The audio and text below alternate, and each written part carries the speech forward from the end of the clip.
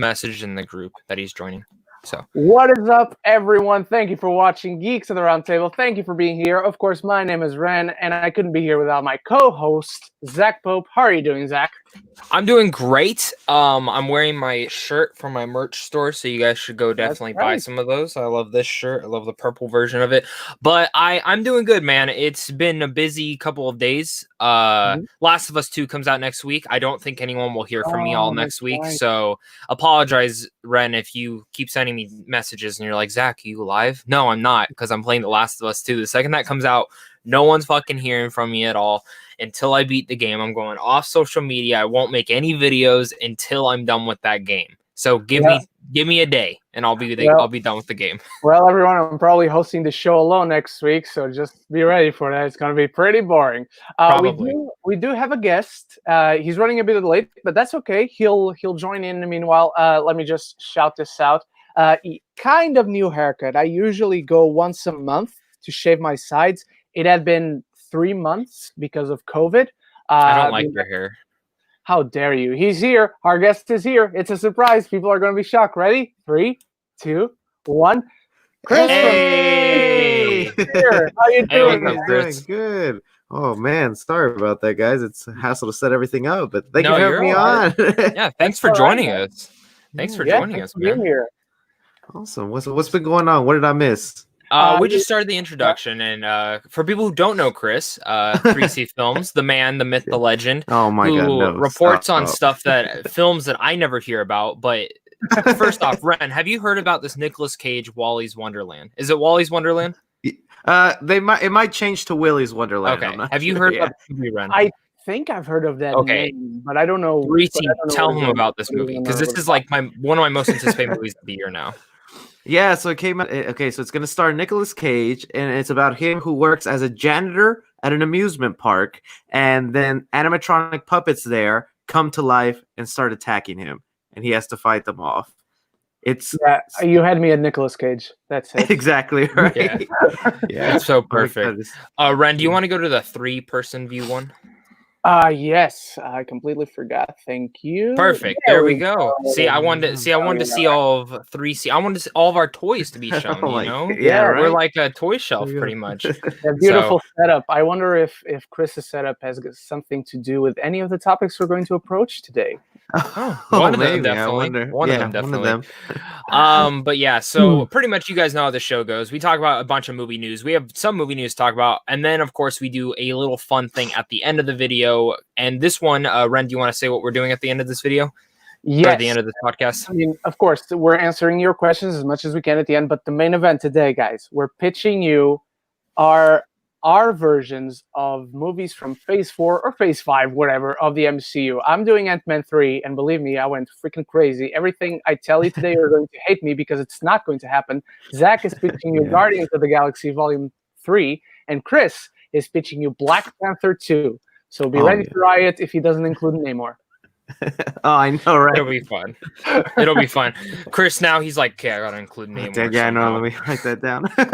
He's going to be typing in during the show. It's totally fine. That's how it goes. Mine's a lot of just everything I want it to be and more. So it's gonna be a fun show, guys. Thank you once again for Cris joining us. We've wanted to have him on here for a bit now, and it's nice to have him on here talking movies. So, Ren, tell us where we're starting first. All right, gentlemen, we're starting first with some pretty cool news because Spider-Verse 2 has officially started production. It's changed its release date a little bit. It was coming out, I think, April or May 2022, but now it's coming out on October 7th, 2022. I'm all in for this. I love the first one. It was a huge surprise from the animation to the music, the characters. I couldn't be more pumped for this. Zach, how are you feeling? I just rewatched the first Spider-Verse like maybe 2 weeks ago, and I legitimately am ready to say that's the best comic book film ever made. It's like between that and Logan for me. Like I legitimately sat there and I was like, I could literally watch this again, like right after finishing this. It's easily one of my favorite theater experiences too, because going into it, I'm like, oh God. An animated Spider movie. I really don't care to see this thing. And I wasn't the only one. There was no critics at that press screen. It was like me and 3 other people. Really? And yes, no one showed up. And it wasn't like a morning screen or anything. It was like 5 p.m., afternoon on a Saturday. And just no one was there. No one wanted to see it. But it's funny. All of us were so buzzing about the film. They did a second screening like 2 weeks later for people because they wanted critics to see this film. So then like everyone else went and saw this damn movie. And I went and saw it again, of course, too, because fuck it, it's Spider-Verse. But I love this movie. I'm so excited for the second one. I am nervous to be honest. Just because is it a genie in a bottle, one-time wish thing? Yeah. Who knows? I just really hope that Spider-Man 2099 is one of the main characters and that isn't just a small tease. I think it really needs to become between him, Miles, and Gwen. I think those are like the three characters they really need to focus on. I don't think we need to... I think, of course, we're going to get Jake Johnson back as Peter B. Parker for a little bit, but I think they need to focus on different versions of Spider-Man and really just narrow it down to those three characters being the ones. And of course, maybe jump into Spider-Ham's world, jump into Spider-Man Noir's world, jump into Penny Parker's world. You know, there's different ones you can jump into, but I really think they need to focus in on three characters, especially the main two that we've been following. Yeah. I agree. How about you, Cris? Oh yeah, I'm really looking forward to it. I was in the same boat as Zach, being a big Spider-Man fan. I'm like, I don't want to see him animated. I want to see him live action. I want to see that done. But I mean, the animated version gave us more fan service than we could have ever hoped for. It was so amazing. And for the second one, I am looking forward to whatever spider creatures they involve. I wish that all the other ones that we had in the first movie could be front and center as well. But then you got to think they're going to introduce other people, whether it's Spider-Punk or a Cosmic Spider-Man or something crazy like that. They're going to do Cosmic. Yeah, they're going to do Cosmic. They got it. Oh, and they're doing the Spanish one, aren't they? Didn't they already say they're doing the Spanish one? I think the Japanese one is the one they've confirmed. Oh, yeah, the one with the Megazord. Yeah, they said they have a render set and everything. So that's one of the ones confirmed that we'll see. I will say, they're gonna have Spooderman in the meme. Didn't they also discuss that? Yeah, that'd be funny if they make him a full character. Now, here's my thing: do we get the Tobey Maguire, Andrew Garfield, Tom Holland Spider-Mans in here?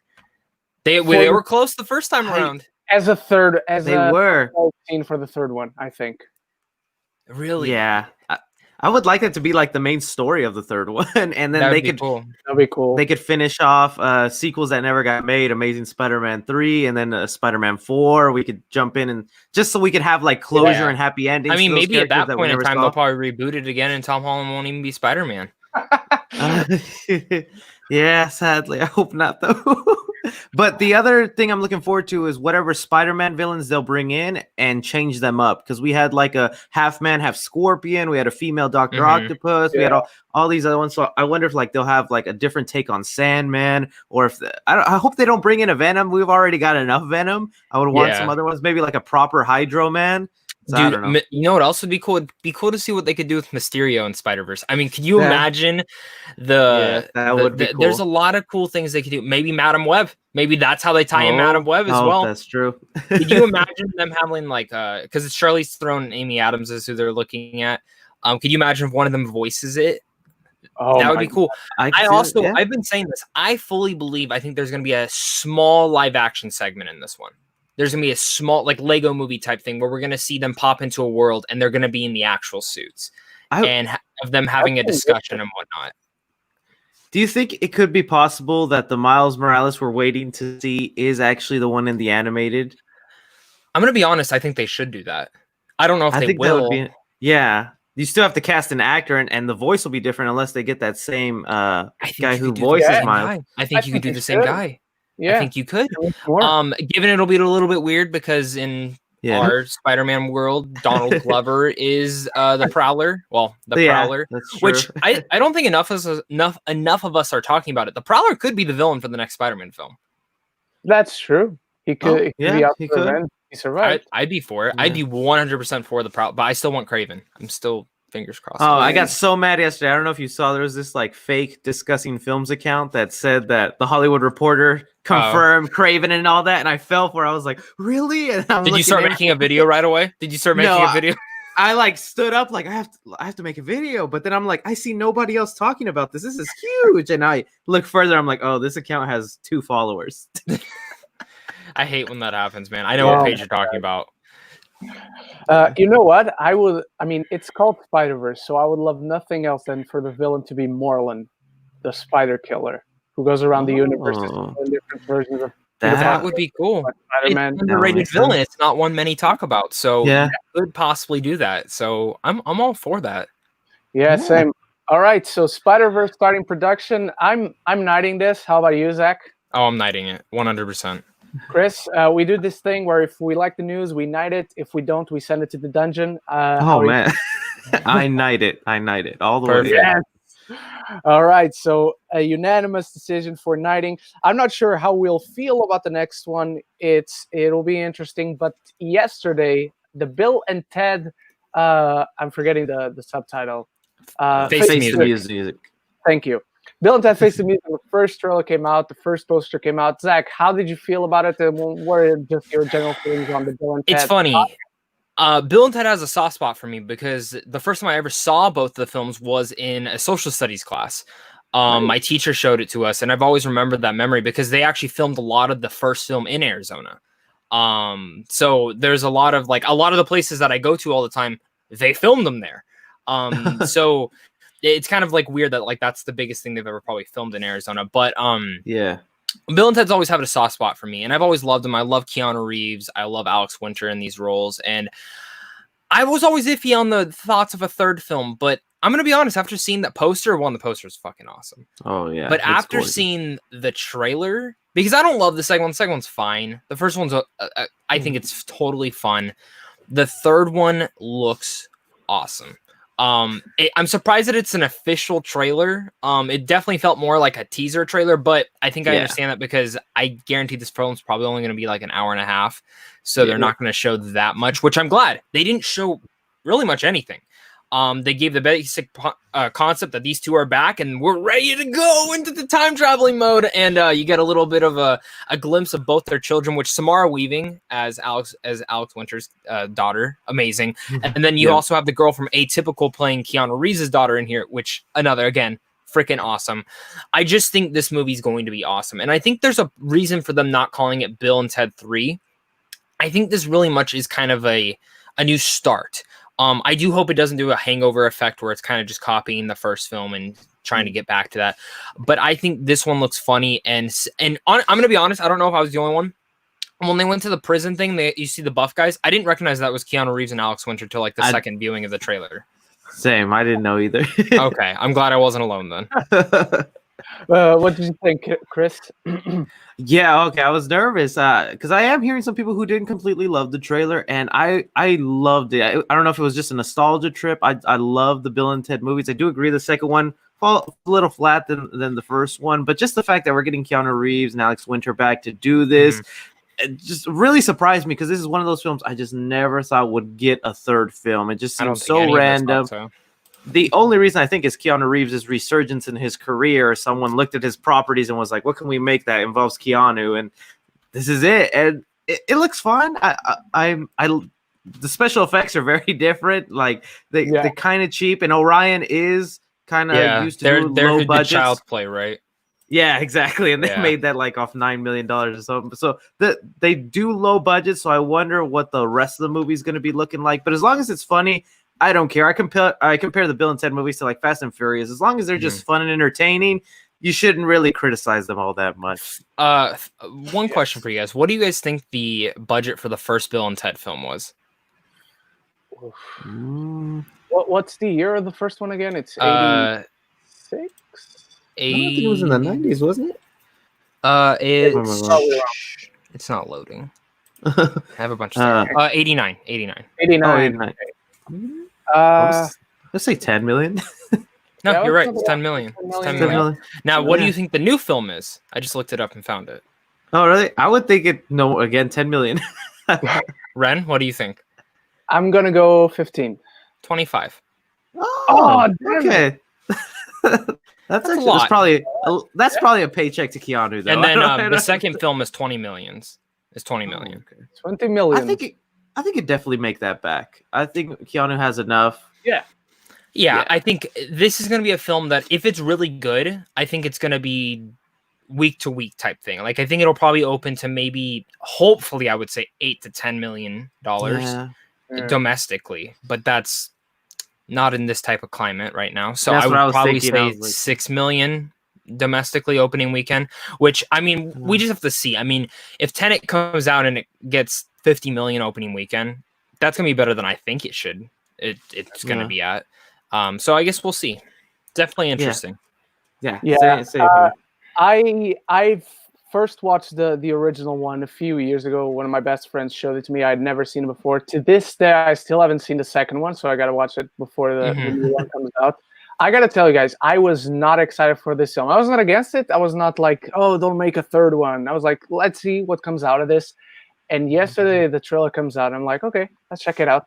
And I loved it. The scene in the prison, I was dying laughing. It was excellent, dude. It was excellent. Rock on.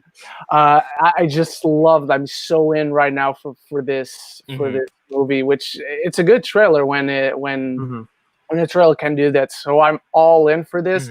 I'm guessing this is another unanimous nighting. Yeah, absolutely. Yeah. And then just so you know, 2 new things just came out. One thing is WandaVision will include the iconic dinner scene from the comics. Yes. Which one that is? Yeah. Ooh, yes. Okay.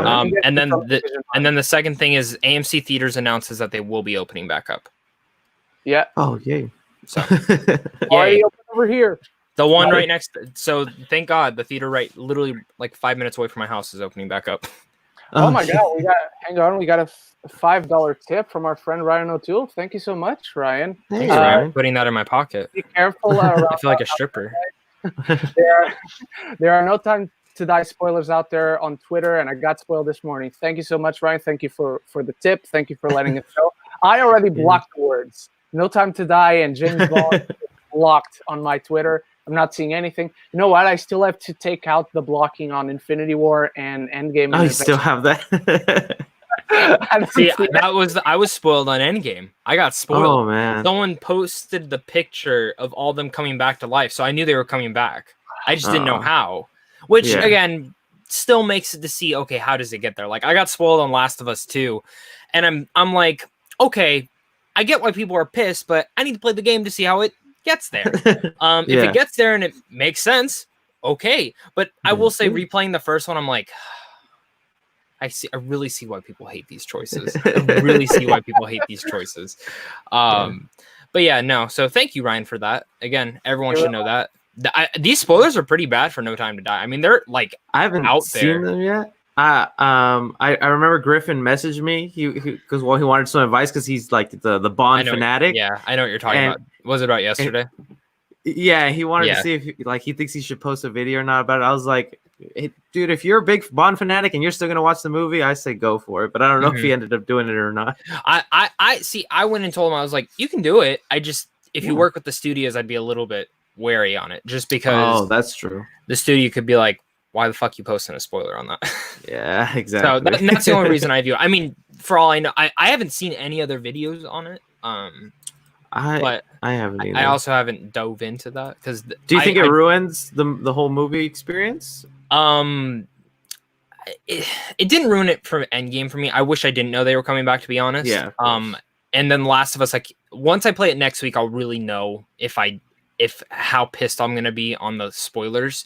No Time to Die is a little bit different. Just because I've never been the biggest James Bond fanatic. Same. Yeah. But I love Daniel Craig. And I have a feeling I know what the spoiler is, just from like context of what the film is. It's the last film of his. It's so big. It's like, okay, how big of a spoiler can it be if it's not the thing that we're all thinking it's going to end on, so I guess we'll see. Spoilers I don't think make or break. I think it's just because when was the last time you guys were actually shocked or surprised by a film? Like when was the last time you watched a film and you're like, oh shit? Like it's been quite a while for me. The end of Infinity War was pretty shocking. I remember none of us saw that come, but other than that, I don't. I mean, when the first Peter Parker dies in Spider-Verse, I was pretty, okay. Like I knew it was Peter Parker blonde from the trailers, but I wasn't even connecting so any of that. I was like, oh, damn. I think for me, honestly, the last time I was like, oh shit, that was Hereditary. I didn't know anything about that movie. Oh. And when her head came clean off, I said, "Oh fuck, this is a fucking That's movie, true. man." Serenity 2019 was also a big surprise too. That's true. So there's that. But what's our next topic, Ren? Take us on. All right. Our next topic is not a very happy one, but controversy struck the Flash TV show this week when old tweets from actor Hartley Sawyer, who plays the elongated man / Ralph Dibny. Some old tweets were found out, and he was fired from the show immediately. He will not be coming back next week. Next week. No news on whether they'll recast or just completely discard the character. Cris, why don't you start us off on this one? Do you watch The Flash, and what are your thoughts on this situation? I watched 3 seasons of Flash, and I did enjoy it, but it got to the point where I missed season 4, then the next season, and then I was just like, it's too much to catch up on. But I did enjoy it for the time. I think in this day and age, stuff like that needs to happen. Like, no one is safe anymore. Coming back from tweets, I didn't look into the context and what exactly he said, so I don't know if it was like exaggerated move or if it was the right move. But with everything going on right now, I think even if you make the slightest joke, you have the potential to ruin anything. So in a way, I guess it was the right decision by the show. Yeah. How about you, Zach? Again, just like Cris, I watched up to 3, tried 4, gave up. It's a show that I really wish I would have still. I wish the show that stayed the best. I think it's CW has an issue with more than 12 episodes. You're fucking dumb. Get rid of that. Yeah. It's better when you have less episodes, I think. And in this context, though, I get why they fired him. I get why, especially with everything going on. I will say, though, I think a lot of this also falters on the studios. How do they not know about this? How is there no like background check on any of these people? Like, what is this? This is the second time in the past couple of years that this happened. I mean, James Gunn was probably the last big one, if my memory serves me right. And when that happened, I said, I get why. I don't think it's fair. How does Disney not know this? Same thing with the Flash. Yeah, I mean, they knew. So it sucks. It definitely sucks. They're probably just gonna write his character off. For some reason they just don't like casting people. Ren, did you see the thing I sent you on Instagram about what the theory is? Scarecrow and killing Kate Kane. I like that. I like that. That would make me go watch the show. I mean, with the way they've been treating Hush, I don't know if they'll treat Scarecrow any better. Well, they don't treat any of their characters good at all. Yeah. So it's definitely interesting. But I'm nervous. I'm definitely nervous. It just sucks. It really sucks. But I get it. And I don't know the guy personally, so I don't know if he's changed. I don't know if he still feels that way. I mean, J.K. Rowling apparently fucking is an idiot. Just I don't know what you're gonna do. I did find out this week though that she didn't write the full script for this next Fantastic Beasts, so that made me excited. At least half of it will be good then. Yeah, the writer is actually the guy who did the last Harry Potter Order of the Phoenix and up. So makes me excited in that part. But Warner Brothers, tell me what's going on. Why haven't we spoken about Ezra Miller yet? Yeah, I was gonna bring that up because. Okay, first of all, I immediately thought of the James Gunn situation because it's eerily similar. I did go down the rabbit hole and read the tweets, at least the ones that were screenshotted and The Hollywood Reporter published and Variety and Deadline and whatnot. At first, I'm like, okay, this is kind of lame because they were jokes in bad taste, but they were also bad jokes in itself, even putting bad taste aside. So like, that's not too bad. And then the further I went down, I was like, okay, fire the guy. And at the same time, I was like, why is no one addressing Ezra Miller when this guy is just like, boom, you're fired, you're done. And Ezra Miller, there's a video of him choking a woman who could very easily take him down, by the way, and throwing her to the ground, and nobody's addressing it. I don't get what Warner Brothers' stance is on this. Or the Mara situation with what's her name? Amber Heard. Yeah, I don't know. I maybe there's more behind the scenes than we know. I mean, you're very right. Maybe there is stuff behind these Twitter allegations that are like, okay, we looked into this. It's the climate right now, but maybe they do know stuff about him, you know? Maybe there is. Oh, Cris, I also wanted to show you this. Did you see Sonic the Hedgehog and the Adventures of Donut Lord? I have not. Where did you get that? It's with the steelbook from Best with the Buy. steelbook. Okay. Yeah. Yeah. I don't collect Blu-rays. I only have one addiction that I can afford. It's just Funko Pops. If I go into Blu-ray collecting, I'm done for. I feel you. I wish I was as strong as you because I have my Blu-rays, but I also have that. Oh, nice. What the? That's pillow? one thing I wanted to ask Zach is like I'm starting to run out of space to display my pop. Not even like on my set. I mean like around my house. Like, dude, I've been out of space. I've been out of space for like months. To be honest, sell what you don't really want. Yeah, that's my thing. Like, there's a local shop that's like 15 minutes away from me that all they sell is Funko Pops. That's legitimately all they sell is Funko Pops. You can trade them in and then buy new ones. So like a lot of my rare ones I've gotten are from that shop. Like I got Mike from Breaking Bad. Mike from Breaking Bad. He's usually like $70. Got him for fucking $20. Like they do a lot of good deals. I got Watchmen Dr. Manhattan for 50 and he's like 150. So they have a lot of good deals. So I always go there and like trade in a bunch of pops. And the one I'm mad about that I never got when it was available to me was the Samurai Jack one that is now like $300. I have that one. I'm so fucking happy. So mad. I'm so happy. I remember the day looking at it like I do like Samurai Jack, but I already bought the other things. I'm like, oh wait, I don't think that'll sell out. 2 minutes later it was gone and I was like, I've noticed that with these Cartoon Network ones, they're selling fast. Which is crazy. But I also think it's because they're like exclusives.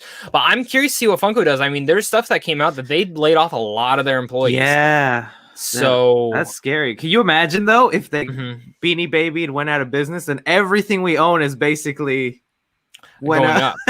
But you know what's funny? So I did a report on Funko for one of my business classes around a year ago. Cool. And it's actually really interesting. The reason they have the rights to so many different characters is because they give literally like 60% of the profits back to the company, the studio, anything. Shit. And it's like 85% of the stuff they own, they give 60%. The other percentage is like they get a higher increase because people are coming to them being like, hey, we want you to do a toy for us. So it's very interesting. In that department. So this analyst I found was pretty much saying Funko, like if they're still around in 10 years, we'll be shocked. Wow. Because they're technically running. That's a bad business model. Yeah, they're technically running. So it's funny. They've been around for like 20 years, but when they started, it was a very small company. So I saw it, made it bigger. Yeah, it's it is a very interesting company. I'm curious. That's why I'm kind of going to stop selling mine. Because I'm like, fuck, if these things start to go up, I'm gonna be so pissed. And you never know. And then you never know. And I started collecting like the Marvel Legends, the Black Series Star Wars, because I noticed that there's a lot of money in those too. Like Black Series. There's this Mandalorian. I just got the carbonized Mandalorian one. It's downstairs though. I walked into Target because I was looking for him forever, and I walked in and they had 10 of him. Did I buy all 10? Oh, yes, I did. Oh my god. Did I trade them for everything I wanted them to be? Absolutely. So I have a bunch of older ones literally just from that. Dude.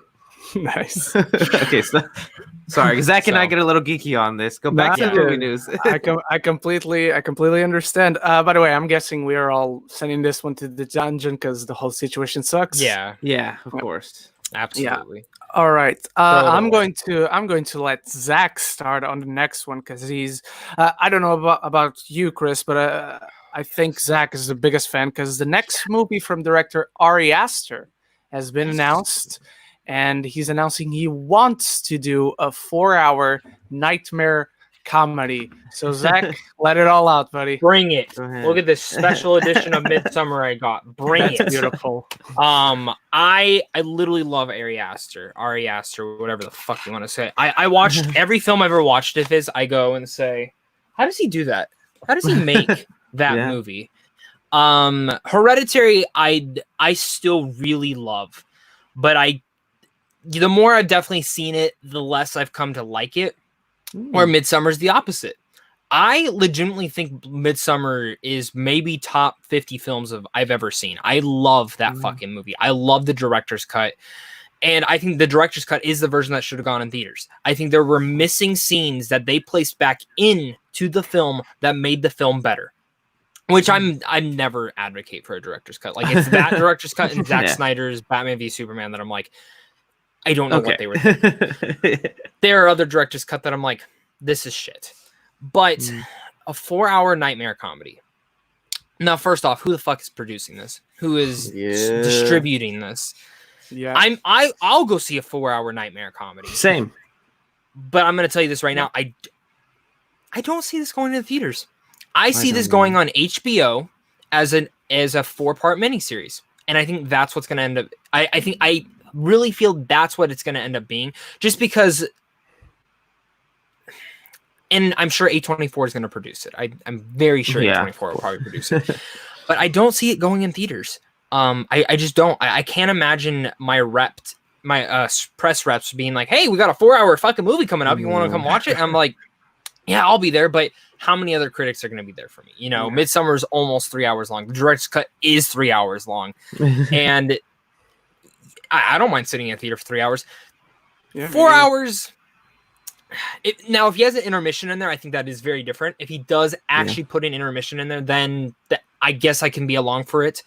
It just depends. But nightmare comedy, I'm all in. It sounds like Midsommar. Midsommar was a comedy in a sense. How about you, Cris? How are you feeling about this project? Ari Aster has a very unique vision. I like what he's doing in the horror realm and how he's trying to reinvigorate it. You know, we still get like these Blumhouse movies that are made cheaply, but aren't always have that high production or have that much to say. I liked a lot Hereditary. I wasn't so hot on Midsommar, but again, I only saw it once. I never got to see the director's cut, so I do need to see that. Same. But a 4-hour cut going to theaters, I just don't see that happening. I think it was the same reason Martin Scorsese could never get his movie to go to a big studio and it had to end up on Netflix, you know, just because the studio's worried we can't make that much money off of this. And also, like, horror and comedy are the two types of genres that benefit from being shorter, because there's a sort of tension or rhythm that goes with them. For 4 hours long to either be in that tense horror state or for 4 hours to be laughing is really hard to do. I think Ari Aster could probably pull it off, but it would work best in like a split up miniseries, like Zach was saying. Yeah, I pretty much agree with you guys, because I'm not the biggest fan of Ari. I'm not the biggest fan of his works. I'm a huge fan of him because I can see clearly as a vision. He has a very unique vision. He has a very unique style to direct his movies. He always makes them look amazing. I was the biggest fan of Hereditary. Zach knows this, because I think the climax of the film, the peak of that film in terms of tension and emotion, is the pole. We all know what happens in the pole in the middle of the highway. My Face 2020. Yeah. Exactly. And I really, really liked Midsommar, but like you, I still have to watch the director's cut. This is what I also see going either to digital or on a streaming service as a miniseries, because I just don't see it. I don't see any studio betting on a 4-hour mix of comedy. We could be wrong, though. I mean, what if he splits it into 2 movies? He could split it into 2 movies and then 2 hours. That wouldn't be bad. I mean, it would be interesting, actually, if they did this model where in the beginning of the year, the first part came out and then the second part came out later in the year. And that would be something that A24 would do. And I would definitely go and see.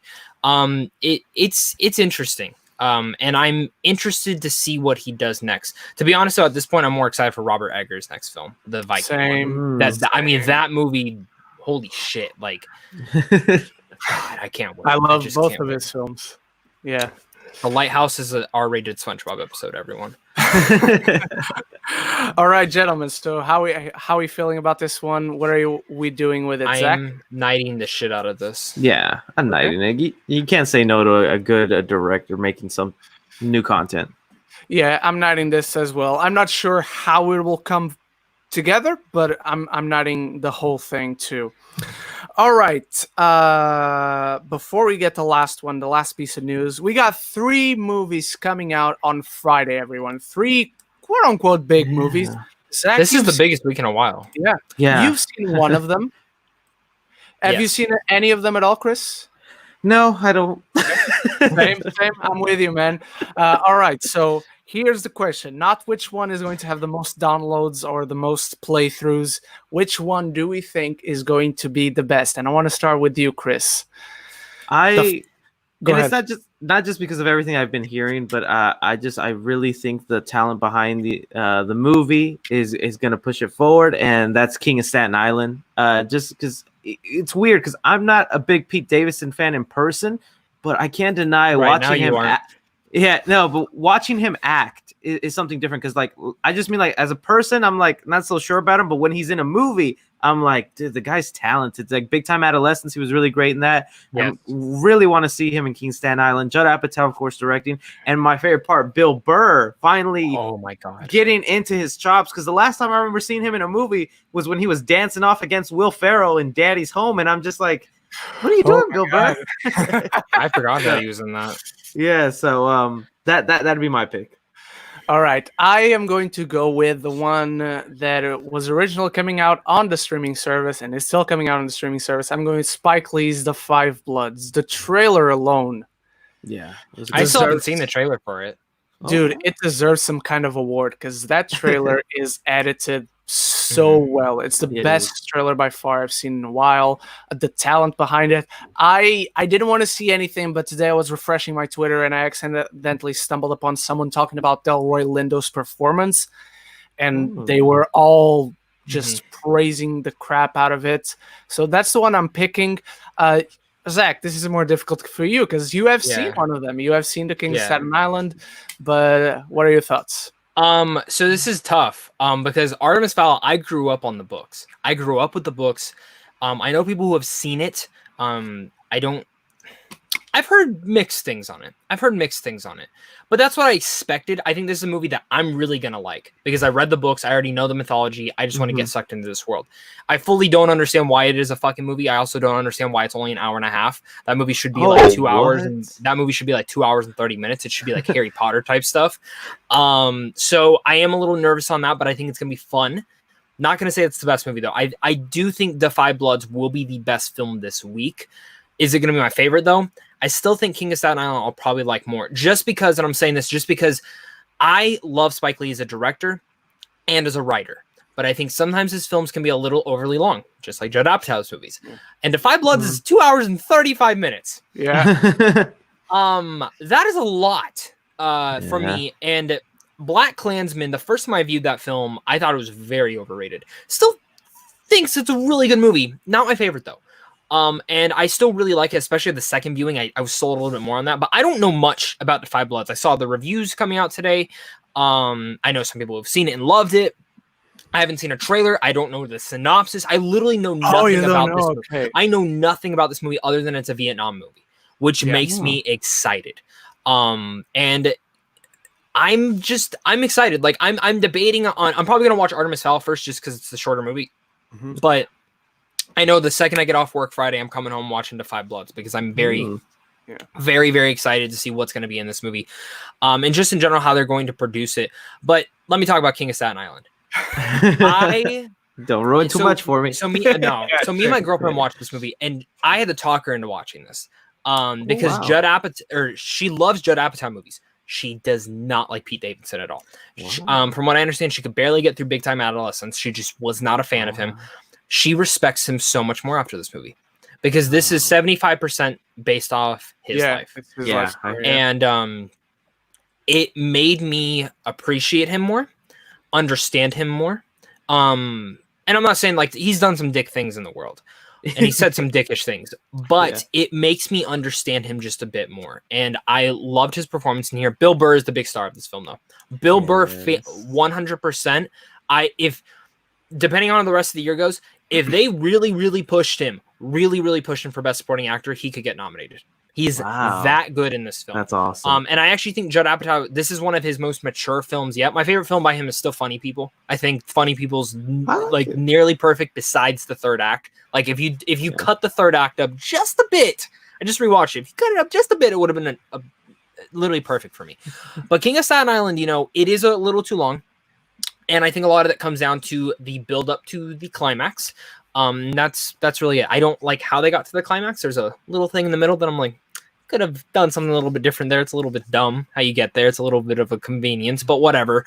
I think that film was great, and it's funny, it's dramatic, and it's relatable. If anyone's ever felt lost in their life and you had to grieve over it, it's definitely something in that, and kind of moving into that next life of being the pursuit of happiness. So if you like Judd Apatow movies, definitely this. If you're not a fan of Pete Davidson, you should still give it a try. And I will say this: theaters are reopening back in Arizona this week, and King of Staten Island is actually playing in theaters.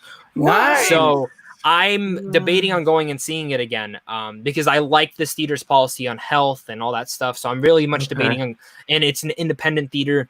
They're also playing Raiders of the Lost Ark though, and my girlfriend's never seen that, so I'm like trying to convince her to go.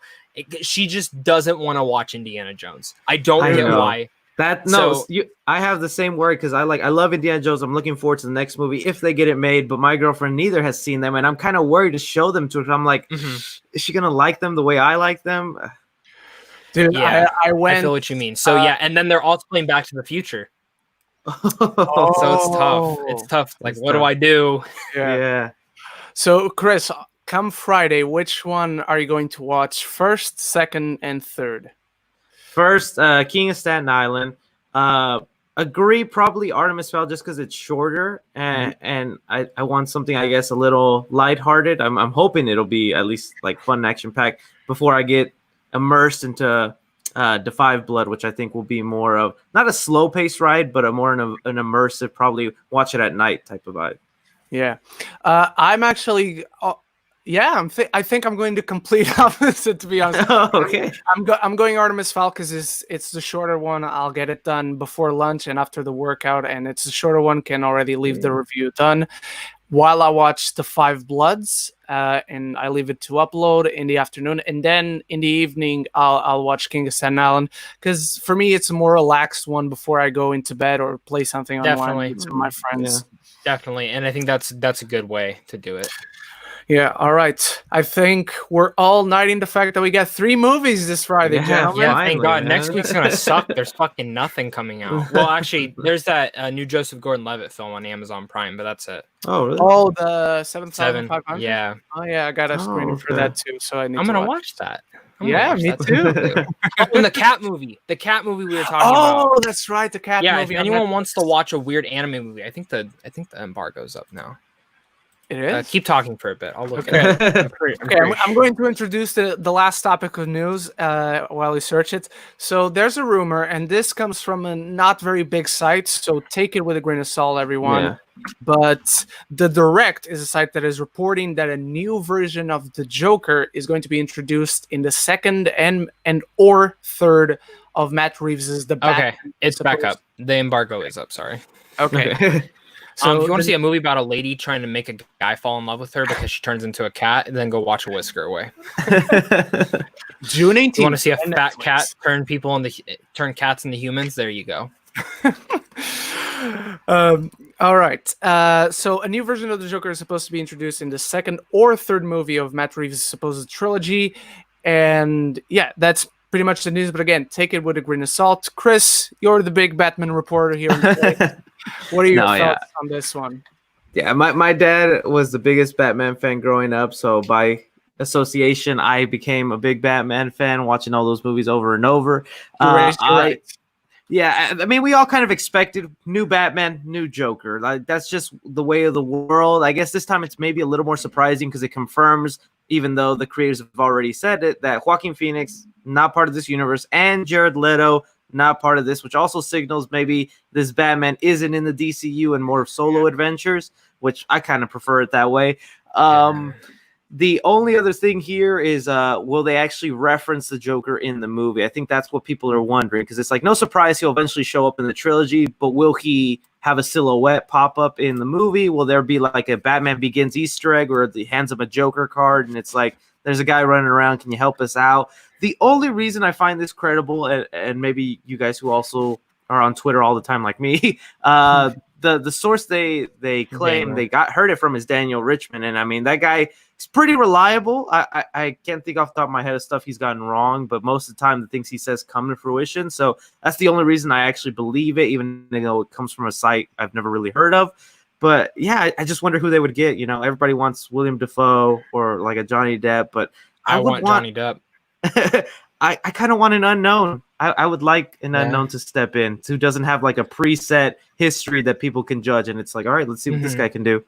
That's true. Zach and I talked a little bit about who we'd want as a new Joker on this Batman movie or trilogy before this news came out. Zach suggested Johnny Depp right away. I suggested Jake Gyllenhaal because I think he'd be great cool against Robert Pattinson. I think we don't necessarily see the Joker, but we have seen like stills that people took while they were filming of like people in kind of Joker makeup and kind of clown makeup, and it feels like it's kind of the Joker gang or Joker supporters.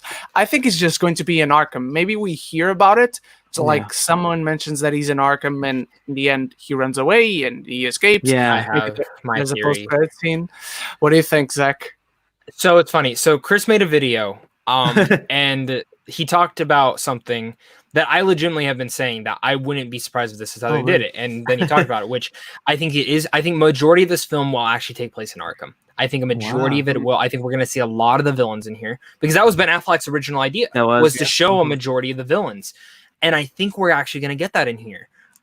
Just small snippets. I'm not saying they need to cast anyone big for a lot of these roles, but just, hey, there's Mr. Freeze in there, like him just walking through.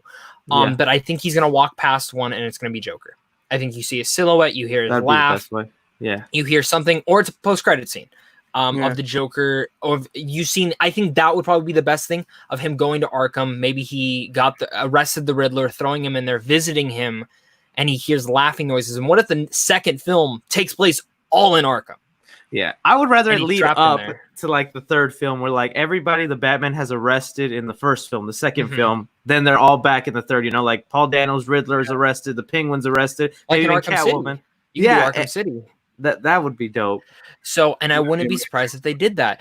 I also want to throw out, I think Matt Reeves is very much inspired by the animated series. I think 100%. Heavily animated. Like even the stuff behind the scenes that you see, I'm like, that is total animated series. Yeah. And I think that is going to take a heavy influence in that. And I'm telling you right now, I won't be surprised if these villains, like Cris says, all do come together by the third film. And the Bat families all together as well, where you have a Robin, where you have a Bat. Yes, Robin. What if you have is it Azrael? If you have Azrael, Azrael. Yeah, I think that's a way that you can bring him in. And I will say this: I do think this Batman is connected in a very loose way. In a very loose way. Obviously, this takes place in the 90s, so you could technically say yes, this is Ben Affleck as a younger Batman, or you could just recast him. It doesn't fucking matter. You can recast an actor. You can recast people. Or you just do Flashpoint Paradox or different Earths. I mean, they've already kind of confirmed that everything takes place in the same universe. It's just on different Earths. So it's interesting. But again, the Batman 2020 is my most anticipated film, also because of that Riddler leaked scene, which Cris discussed a little bit. I read a little bit on it. Ren does not know much about this. I have not. So I would ask one of you to read out that scene if you have In a sense, do you want to read it, Cris? Because I know you kind of brought it up on the video, and that kind of put it on my marker to go look it up. I try to bring up just stuff that I feel like would be interesting to hear, but wouldn't completely ruin the movie. So I don't have the exact screenshot here, but basically it was a post on Reddit that got taken down like for copyright strikes, so it was most likely real. And it said Bruce Wayne, Jim Gordon, they're at a funeral for the mayor, and during the funeral, beat up rusty car with spray painted question marks comes in. There's a guy inside with a bomb attached that slips out, and it's like about to take off and blow up, and that's all we know. And I just thought that sounded so awesome because it's like, you know, Batman obviously wants to do something, but he's Bruce Wayne in that moment. So he's like, is he going to try and save people? Is he just going to do his alter ego and act like he's scared? So I don't know. That sounded cool. And I hope that's part of it. And people weren't pulling our legs. I think it's going to be real. It's getting pulled down too fast to not be. I feel like that's the type. Even with the Riddler being described as the main villain of the film between him and the Penguin, that's a scene that I feel would come very early on in the film. What do you guys think? Yeah. I think within the first 20 minutes. Oh yeah, for sure. I think it'll start with the mayor being killed. I think that's do why we they see his parents die? Do you think we see Bruce Wayne's parents die? I think we'll have like a quick one-liner, or just like, or maybe like him, like in the 1989 movie where he's just sitting in his chair and then thinking about it. It'll be like a 3-second, 5-second thing. Now, here's the last thing I want to throw before we get to the last topic. What is one villain what is one thing you want to be surprised about in this film? Like, what's something that you would be like, oh shit, they brought this character in, or they have this villain in? Because I'm assuming in the next, whenever they start filming again, we're gonna get a test footage thing of Catwoman. We're gonna get a test footage of Riddler, and we're gonna get a test footage of Penguin. We're just like they did with the Batman. They're gonna do some way, shape, or form of showing those characters because they don't want grainy fucking 75 millimeter photo taken. I don't want this character necessarily as a big character in the film, and it's not necessarily a character I absolutely love. I just think it's someone that could work so well in live action, and it's so cool what you can do with this character. I want to see Clayface in live action. That would be dope. It's interesting. Do you think Joker will be the main villain though, going forward, if it is true? I don't know. It's hard to say no because obviously audiences love them, and Warner Brothers is going to do whatever they think, to bring in people. But he's just getting really overplayed now. I honestly think this is a Matt Reeves decision over Warner Brothers, even though I think Matt Reeves is like, I want to use the Joker. And Warner Brothers ain't going to tell him no. Exactly, right? And like, I wouldn't be surprised if we get a new Bane. I mean, Bane's been talked about for a while, that Bane could show up in this. Yeah, I'm like, again, though, I'm like, he was just a big villain. If they do it, I would want them to do more traditional storyline where he's Hispanic and a luchador, but Pablo Schreiber as Bane, everyone. Do it. That would be a really good casting. Pablo Schreiber as Bane, that would be an amazing cast. He's a big guy. You got the scoop here, everyone. Pablo Schreiber as Bane, Michael Fassbender as Mr. Freeze in the second one. He would be great. Great, man. But you know what? I'm just curious to see what they do with it. I really think. Do you think it's gonna be very serious or like Batman animated series tone? I'd like it to be serious, but I don't know how to describe this. I don't want it to be super grounded like the Nolan movies where it's too realistic. I kind of want to where Clayface could show up and it's not weird. You know what I mean? If Clayface showed up in the Nolan movies, it would be off-putting because it's like a shape-shifting goo guy that's doesn't really fit in here. Yeah. So I guess we'll find out soon, guys. All right, gentlemen, we igniting the news on the Batman, the legal scene, everything. 100%. Yeah. All right, everyone. We've reached our main event. Does anyone want to start? Zach, do you want to start? No, you start because I want to hear your stuff, man. Okay, I'm going to try and read all 7 pages of my pitch really quick. I mean, half of some pages are like cast, so I'm not even going to reveal everything right now. Okay, so Ant-Man 3. I have 2 titles for this. I'm going to say the one we can easily discard first because it's a cool title. I think Ant-Man is the type of movie that could get away with a title like this, that is a reference to a meme, but it also fits, and you will kind of see where we're going with this title, but still. Ant-Man 3, Big Brain Time. Then the other title is Ant-Man 3, Quantum Crisis, because it just sounds cool. Right, so basically everyone comes back. Paul Rudd, Evangeline Lilly, Michael Douglas, Michelle Pfeiffer, and Lawrence Fishburne. We also got Walton Goggins and Michael Pena, and the older actress who played Cassie Lang in Endgame, Emma Furman. Okay, so the Ant Farm team, because that's the name the team is going to go with, they're furthering their exploration of the quantum realm to expand the time that they can spend down there without losing your mind, and to get a mechanism that will allow you from within the quantum realm come back out. They're ambushed by Sonny Birch from Ant-Man and the Wasp, and he brings with him a couple of goons in yellow hazmat suits. They steal the equipment, and they steal the new versions of the Prim particles that the Ant Farm has created. And Birch and his goons take the new batch. Birch says, "Told you our business wasn't over. You forced my hand. My partner and I will put these to good use. At the same time, Cassie is starting college, and Scott feels unprepared, having lost years of his daughter's life, and is still thinking of her as this little girl. But at the same time, he has this notion that she isn't a little girl anymore. So there will come a lot of emotional scenes, but also very funny, awkward scenes that he's trying to have the talk with her and trying to play with her, and she doesn't like to play anymore, etc. So Birch enters into an office. As promised, we can now make a quick profit. They're done, ready to get to work, partner. A voice sitting behind the rotating chair. Partner? We're not partners. We don't work together. You work for me. And then the man behind this chair is revealed. Justin Hammer stands up and he approaches Sonny Birch. I got you out. You're nothing without me. You're out of prison because of me. I own you. Sonny tries to talk, but he can't. Hammer says, leave the particles and get out. I'll call you if I need something. Birch says, you're not going to send those to the lab? Hammer says, last time I had a partner, I learned to have a more hands-on approach. So Hammer escaped prison after the snap happened because him and other inmates outnumbered the guards. He has hidden himself away. He has sold guns and whatever to the black market to stay away and make a profit. And he bought AIM after Aldrich Killian's death. And since Tony Stark is now dead, he's also coming up to the surface again. So Hammer isolates himself and he starts to experiment with the PIM particles because he wants to sell them to the market. He wants to go in and out of the quantum realm without needing the suit. But something goes wrong, and we don't see him for a while after something goes wrong.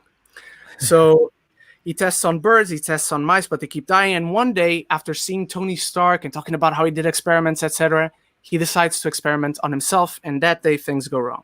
So Hope and Scott finally find his hideout. They beat up the scientists that were working, and they find Birch.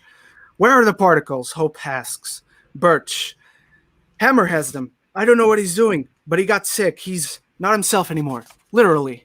Scott and Hope break in Hammer's office. Scott looks inside the office and says, what the hell? 3 AIM scientists surround a big floating chair. Hammer. Oh crap. You're here already. Too soon. You didn't let me get ready. Hammer turns around towards them. His face is huge. He's half face, half machine. Hammer, what did you do? Hope asks. Hammer, I've expended my knowledge, my brain, and what I know about the quantum realm. What your father couldn't do in years, I've done in weeks. Scott says, let us help you. We can fix you. Fix me, says Hammer. I'm superior to you in every way. To Pym, to Stark, not man, not machine. A mechanized organism designed only for knowledge. MODOK. Yeah, that sounds cool. So there's a big fight. MODOK escapes and he goes into the ant farm because he wants to go into the quantum realm and explore more. So he goes into the quantum realm. Eventually, Hope and Scott follow him in, but Janet has to go behind him because she's also dealing with having lost years of her daughter's life. She doesn't want to lose her. So eventually there's a big fight. They put MODOK out to the quantum realm. The heroes win. Everything is fine. But there's a big thing. While Scott is fighting MODOK, they go big and they go small within the quantum realm. Eventually they go so small that there's no sound. And Scott sees a ship. The ship zaps Scott, and that's how he can get out of the quantum realm because his suit starts malfunctioning because of the fight. So the film ends with Scott taking Cassie to college. He leaves her there, but he receives a message that the quantum portal is going batshit crazy. He gets to the lab. Everyone can't move. They can't get to the portal. They can't get the switch. Scott puts on the suit. Wasp puts on the suit. They're almost to the switch. Everything explodes. But then Scott and Hank wake up. Everyone else is fainted, and they hear a voice. Excuse me. Scott prepares to fight. We mean you no harm. Hank turns towards the voice and says, Reed? Hank, where are we? The Fantastic Four are here, played by John Krasinski, Emily Blunt, Lucas Hedges as Johnny Storm, and John Boyega as Ben Grimm, David Tennant as Victor Von Doom, though we can't quite see Victor Von Doom in this one. He's just fainted. Okay, so second post-credit scene. A spaceship is being attacked orbiting a green Earth, a very green Earth. There's barely any blue left. Male officer, it's a time disturbance. We have to get out. A female officer says, we're still trying to locate the anomaly. The voice comes through the communicator. Jump now. The ship disappears into a beam of light. Female officer, we're in the 21st century, sir. Man sits on a command chair and says, run diagnostics on the time anomalies in this year, Damocles. The ship, called Damocles, answers, a 50-year disturbance emerged out of the blue, sir. Show me. The historic files call them the Fantastic Four. The man gets up. Impossible. Damocles says, history says it disappeared in the 60s, not to be heard of until 2023. Let's say the movie comes out in 2023. The man says, we must fix that. Otherwise, the 41st century won't happen. Damocles, shall we set a course for Earth, sir? The man says, not yet. First, we must analyze, prepare ourselves for any obstacle. My years of conquest have prepared me for such. Kang the Conqueror glares into the holograms of the Fantastic Four with a planet Earth standing behind it. Through the window, Kang the Conqueror is played by David Oyelowo. That's my perfect. pitch, gentlemen. Damn. Maybe we should have gone first, Cris. Yeah, that was good. That was really good. Cris, do you want to go next? Because that was, that was amazing.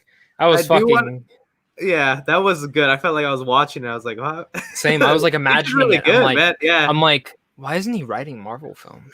That was really good. Man. Feige, I know you're watching. We'll send it to him after this. Please do. Please someone tag Feige in this and be like, this guy needs to be giving you story pitches. I mean, it sets up everything. It sets up everything. Does. You don't even need and it's not even it's just subtle. It's subtle. So I love that. I didn't hear who you said was playing Doom though. Who did you say was playing Doom? David Tennant. Okay. Ooh. Yeah, that's nice. I don't love that role, but I like it too. All right, who's going next, gentlemen? I guess because probably Zach, you're more prepared than I am. I'm telling you right now, Cris, you and me are probably the same amount. I'm not 7 pages deep. I mean, well, you have to remember, I was just told this yesterday when you told me, so I didn't know it was gonna be this extensive. So just plot line. Just so you know, we also agreed to this just yesterday. Yeah, Cris, we literally agreed that. Hey, great, Ren. You're that good. I was up until 2 a.m. Like, oh shit, I have this idea. Okay. So yeah, Black Panther 2. Oh my god, I'm gonna feel so stupid just trying to be as cool as you.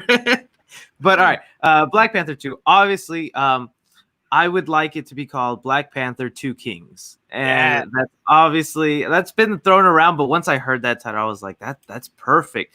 And so the basis of the movie is touching upon what we had at the end of Black Panther, the first one, where he's finally going to let the world into Wakanda technology and how he decides to distribute that out. You know, he's starting to see some people using it for good, but he's also trying to police the countries and other nations that are using the technology for bad, you know, and that's kind of how he goes around.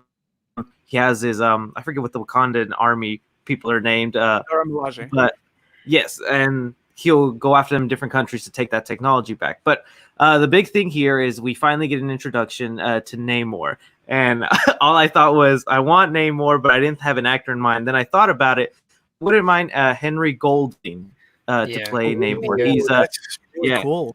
He's the most recent Snake Eyes, but I think he'd be great. He's gonna need a franchise after Snake Eyes cancels out. Doesn't it doesn't. But so that would be it. The movie would then focus on these two futuristic cities. You know, they wanting to get along, but Namor is gonna be like the villain of the movie, where he comes off as friendly, but as the movie progresses, you find out he's just trying to set things in stone to take over Wakanda and then rule the world back from everything the Avengers have done with, the snap and messing up. And we find out, he wasn't able to help because he was one of the people that were snapped away, and he lost a lot of people that couldn't come back from the snap just because he wasn't there to rule, and his world or his city went to anarchy just because of people not having a king to look up to. So that would be it. And so it would be combining those, but I would want there to be an introduction to Victor Von Doom in here, and that we find out his city was like a third world country, because I forget the name of where Victor Von Doom. Yes, his was a third world country, but thanks to Wakanda sharing technology and him being a brilliant man, he was able to, I guess, make a Wakanda in his little city, and that's where we see like him starting to experiment and build his powers up, and then he would show up like in the third act to set up a Fantastic Four introduction. But that's as far as I got. I didn't think too hard on it. I'm sorry. I wouldn't mind if Von Doom isn't with the Fantastic Four in this scene that I wrote at all. Oh yeah, so I don't know. That'd be it. I was trying to think how I can include the Fantastic Four, but it would make more sense from the quantum realm with an Ant-Man movie. If they just like came from space out of nowhere, it's like, where have you guys been? Yeah, my idea is that they went into the quantum realm by accident in the 60s, and they emerged in 2020. That's good, because they've already established quantum realm has kind of time travel, so it would make sense why they could be the same age and all that. So I don't know. Sorry if it wasn't as amazing, guys. Dude, you're good. I love that. You're beautiful, man. All right, so I chose Guardians of the Galaxy 3 because the first Guardians film is my favorite MCU film ever. I guess I could have chosen Spider-Man 3 too. I almost said that one, but I'm like, it kind of writes itself. It really does. Okay, so Guardians 3 picks up like just a year after Avengers Endgame. But within this film, what I want it to be is, in a sense, I see someone actually commented it, 50 First Dates meets The Search for Spock. I want it to have that 50 First Dates tone in comedy style-wise. But in the Search for Spock-wise, I wanted to still feel like an original Guardians of the Galaxy film, just kind of taking inspirations from the 50 First Dates. And I think the Gamora segment stuff will actually be figured out pretty fast. But I think it's going to be a love story between both of them. I think this is going to be a very much a romantic comedy in a sense, because not just them two will be getting together, but I actually think Rocket, I mean, from what we understand, Rocket will have a major part in this next film. He'll be pretty much the main protagonist. Lila the Otter will come. Is it Lila the Otter? I believe it's Lila, isn't it? Or am I thinking so? I think it's Lila, and she's an otter, so you're not wrong. So I think Lila will come back into play and actually come and be a big part of this. I think they'll be on some planet chilling out, talking, and Lila will come into context, and she'll be joining the Guardians of the Galaxy. The main villain of this, though, will be Thane, who is one of Thanos' children. Oh, nice. And I think this ties in perfectly, ending off of Thanos just dying, and now Thane having to come in after being on a faraway mission that Thanos sent him on to find the Silver Surfer. And he's been looking for the Silver Surfer and Galactus, trying to figure out, because Thanos he knows the presence of the Silver Surfer. He knows the presence of Galactus. He wants them dead. However that may go, but he sent Thane, his most trusted son, out to find him, but he comes back after finding out that his father has died and wants revenge on some of the people who had killed him off. This comes into context because he thinks Thor's with the Guardians. Thor's not with the Guardians anymore. He's only in it for just a tiny bit. And the Guardians really come into play because he knows Gamora. He has a relationship with Gamora. Gamora obviously doesn't know anything going on, in a sense. Yeah, and it becomes this 50 First Dates of them kind of trying to re-energize their relationship with one another, and at the same time, of course, Lila, Rocket, finding a little bit more about Rocket's background. Drax also remembering Thane being one of the people who also destroyed and killed his family. Within this whole entirety, though, Nebula and Star-Lord have gotten a little bit closer throughout this whole thing because of them trying to find Gamora. Mantis and Nebula have a little thing going on. I think love is a big thing in this next Guardian. That's what I would actually want them to really focus in on these characters, and really, because this is in a sense going to be the last that we see a lot of these characters. And Groot will be a young adult. He'll be in his 25s and going through maybe that early midlife crisis type situation, as he is not finding love either. And he's a little bit jealous of nature, but he wants to, in a sense, help everyone out in the best capabilities. Throwing this in there, though, of course, at the end of Guardians of the Galaxy 2, there were many end credit scenes that happened, but Adam Warlock was one of the big ones in there. And for me, I think within that, what I would want is those golden people, I think, just die off in the beginning. You just kill them off. I think Adam Warlock killing them off and leaving to figure out what is going on with him. And I think he will also tie into Thane. I think he will. I think this, in a sense, could be kind of their opening of a door to Galactus and the Silver Surfer. And by the end of this film, through some great action sequences, through some great romantic moments, and through awesome music, Thane ends up dying. Adam Warlock ends up becoming probably the next big adversary, not for the Guardians themselves, but just in general for space.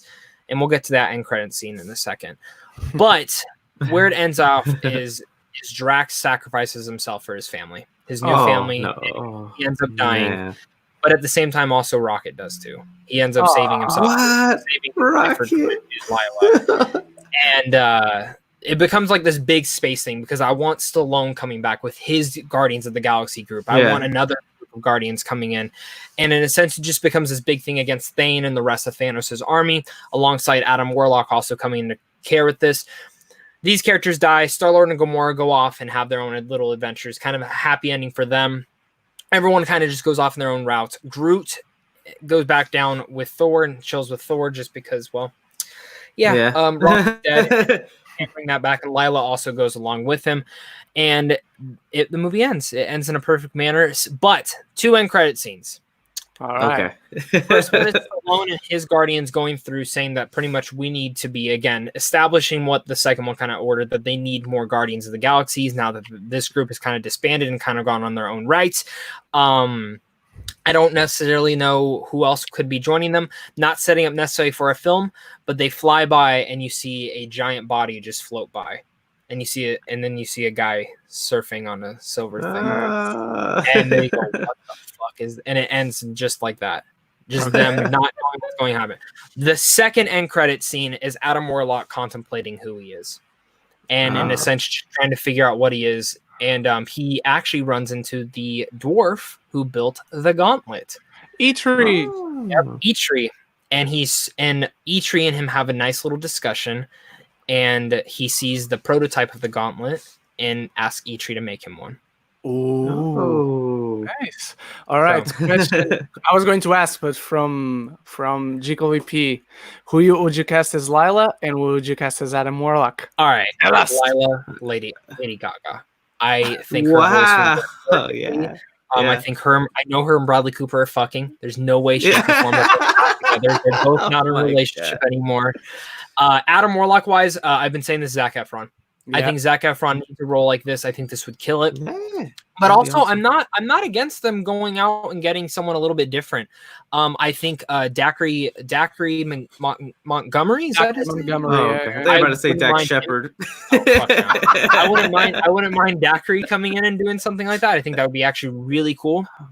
I think they got to go for a younger guy in this shape and form. I want him as Wolverine, though. I want Dacre as Wolverine. See, I want Taron. But Taron could also kill it as Adam. I could see Taron coming in and being Adam Warlock. That's true.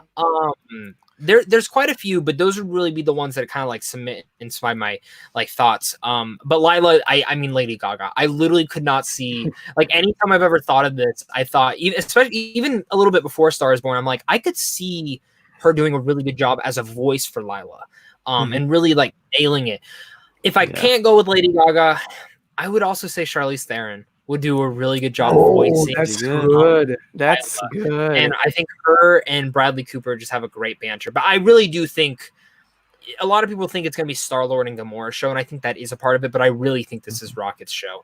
And if any character is going to die, if Drax doesn't, I really do like 100% think Drax is going to die in this one, just because I don't know where his character goes next. Yeah. But same thing goes for Rocket. I don't know where his character goes next either. And I've always thought about that as like Star-Lord and Gamora, you could retire those characters in a sense. Yeah. I can't ever see them killing off a Star-Lord. I can't ever see them killing off. I could see them killing off maybe Nebula. But again, I just don't see that. I could see them kind of going off in that thing. Same thing with Mantis. Why do you kill off Mantis? I think you got to give a little bit more for Paul doing this one. But definitely that's all what I want from this. Yeah. All right. Let's all three pitch in on this one. Who would you cast as a Silver Surfer? Zach, you have any ideas? I usually would say Keanu Reeves, but I want him more for Ghost Rider, to be honest. Yeah. For Silver Surfer, come back to me around this. All right. I'm going to start because I want Cris also to have time. For me, Yeah. the one actor that I want to see in the MCU in general, but he really fits into Silver Surfer in my mind, is Dan Stevens. Dan Stevens would make an awesome Silver Surfer for me. All right. Cris, you got any ideas? Yeah, I'm trying to think because I really liked what they did in the other Fantastic Four movies where it was more of like a faceless person and more about the voice. Yeah. You know, like I so like is it about having that strong voice or will they actually, you know, go ahead and CGI over an actor? If they do that, because I think they'll want to be different than what the other movies were. I'm trying to think of the guy's name. I'm trying to pull it up right now, but one of the guys from Supernatural, the one who has his hair up, not the one who has the hair long. Then Jensen Ackles? I think, yeah, him. Yeah. I for some reason, I would want him to be. Okay, I have two. I have two for mine. Right. If they're just going with the voice, Keith David. See, I want Keith David as Galactus. Oh, fuck, that'd be amazing. That'd be amazing. But I think they will go with the face. Face is going to sell something. So I'm going to go Colin Firth. Oh, okay. All right. I think he has a voice that's really cool, and I think would really destroy this. Like, I think he would just that fucking would kill actually it. Be really good. Yeah. So. Nice.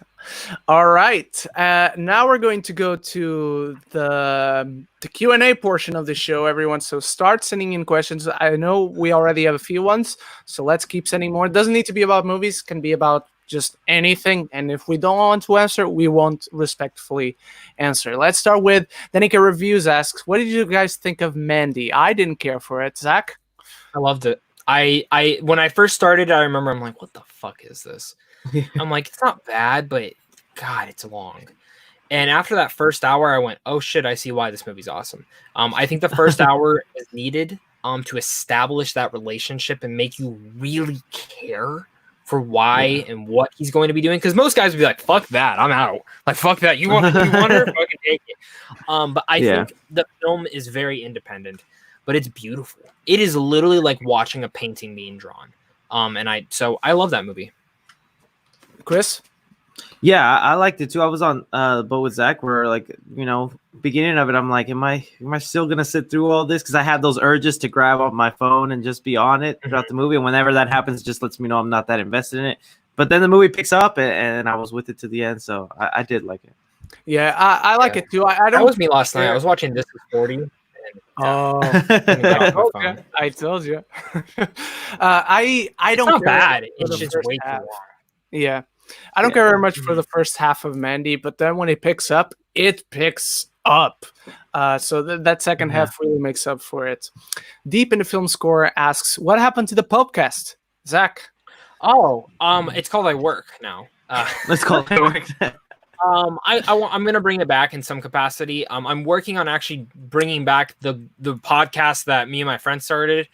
That's the Good Boys. That's the one I want to bring back the most. So we're trying to figure out with StreamYard and if my friend can get a webcam and stuff like that going. If not, that will come back. Just COVID's kind of messed that up. Yeah, us getting together and filming it, and I have to drive like 30 minutes to his house, and I got to drive back 30 minutes. And the other thing, we're kind of the Popecast wise again. There will be special installments of it. My Ask Me Anything is in a sense kind of the Popecast now, because a lot of the news stories people want to talk about go through that, and I usually bring in new guests each and every week, and we kind of get to know them as well. So yeah, so that's kind of a mix there. But Popecast will return some way, shape, or form in the future. Maybe when I can quit my job. Deep in the Film Score asks, what if John Krasinski directs Fantastic Four in the MCU? I'm all in for it. That's what I want. Yeah. If he doesn't want direct and star in it, I say cast Patrick Wilson as Reed Richards. That would be so fucking good. That would be so good. Have you guys seen him sing? He sings a cover band for Queen. No, like for Queen, he sings. Dude, wow. After I saw it, I said he should have been casted as Freddie Mercury. He is fucking phenomenal. Like I see him sing like in The Conjuring 2, but it's not even a high. Look up him singing Queen. You'll be like, why wasn't this guy casted as Freddie Mercury? Like, and he's actually in the whole getup and everything too. Really? Wow. Yeah, it was like for some like Halloween thing he was at. That's awesome. Deep in the Film Score asks, what do you think will be the Phase 1 episodes of MCU for What If? Captain America, it's pretty much confirmed. Yeah. Black Panther Star-Lord is another one. Is that Phase 1? That's not Phase 1, right? It is? The first season, yeah. Oh, okay. Because I was thinking phases when it comes to the movie. So like from Iron Man to the first Avengers. Oh, I took it as like the first season. Yeah, I don't know. So the Captain American one is confirmed. I think they'll do one with Iron Man. Like, what if Tony had continued selling weapons, something like that? I don't know. What do you guys think? Well, one Tom Holland is Hawkeye. That's another one that's pretty much been hearing too. I will say I think this first season is going to be a little bit. What if this person was playing this? What if this person took this? Yeah. I think the second season is going to get a little weird, and I will say this: I think the second season will have Ryan Reynolds as Deadpool. Oh wow, that's cool. The first season does have the zombies episode. Yes, that's going to be part of Captain America. Yeah, that's going to be. That's why I actually have a feeling. I think they're going to be 30-minute episodes, but they're going to be like 1 and 2 combined. 1 and 2 combined, like tell full story. So I think if we're probably going to get around 8 episodes, probably you'll get 2, 4, 6, 8. You'll get 4 sets of stories. One probably being the T'Challa as Star-Lord, Tom Holland as Hawkeye, Peggy Carter, and then the last one, who knows what that could be. I mean, there's so many actors saying they're coming into this. Like Jeff Goldblum's going to be in it. I don't know. Thanos is going to be in it. What if Thanos was a good guy? You know what I mean? Like that guy could be something. So it's interesting. Yeah. Cris, you got any thoughts? I think I saw what if T'Challa was abducted instead of Star-Lord, and so it would be him leading the Guardians instead. That one looks fun. Yeah. All right. Deep in the Film Score. This is for the two of us, Zach. Are you doing that thing with Muff Tack? Yeah, I'm going to order it later this week. Oh, so Cris isn't the biggest Star Wars fan. Muff Tack is a small character in the background that we had Mothman Jones on last week talking about definitive Star Wars list. And he argued why Muff Tack, a character probably has 4 seconds of screen time in Star Wars, should be in the top 10 definitive Star Wars. And he did so well that I almost gave him it. I almost gave him it. So now we're going to do. That's crazy. Let me see if I can find it. I mean, Muff Tack, just a character that I want every toy that's ever been developed of him. Because it is unlike anything I've ever seen before. Oh, he has a Twitter page. That's cool. Here, I'll share my screen. And then you can see it, the Twitter page. Hang on, let me see. Here it is. This is Muff Tack. Nice. Yeah, there he is. Oh my god. So this one scene alone has Muff Tack. Yeah, I have that background, the Funko Pop of him, but I can't reach it right now. All right, Zach Pope. Zach Pope sent a question. For Zach Pope. I saw that. Do you want to answer that, Zach? Well, I asked you guys. I didn't ask myself. Nah. I plead the fifth. Okay. Yeah, I was about to say I plead the fifth. Wait, Ren, you're not in America. You can't plead the fifth. I don't care. Yeah. Sorry. All right, fine. Every day. Every day. All right. I almost started reviewing them because I got. Really? Yeah. I started like no one else is doing it. No one else is doing them. Parodies. Or you should do the You should just post your reviews on there. See, who knows? I could do it like with no shirt on, just like laying on the floor in my Deadpool mask. There you go. Hello. It would go viral. It would go fucking viral. But I'll tell you this: my girlfriend would not approve of that. Yeah, no. that would be a fight, and I'm not fighting over that. Yeah. All right. Deep in the Film Score asks, who would you want DiCaprio to play in the MCU? No one. It would never happen, but I mean, I want him in DC. I don't want him in MCU. Yeah. I would want. Go ahead. I'm gonna say if we're gonna say like what actor, I'm gonna be honest. I think he would have killed as Captain America.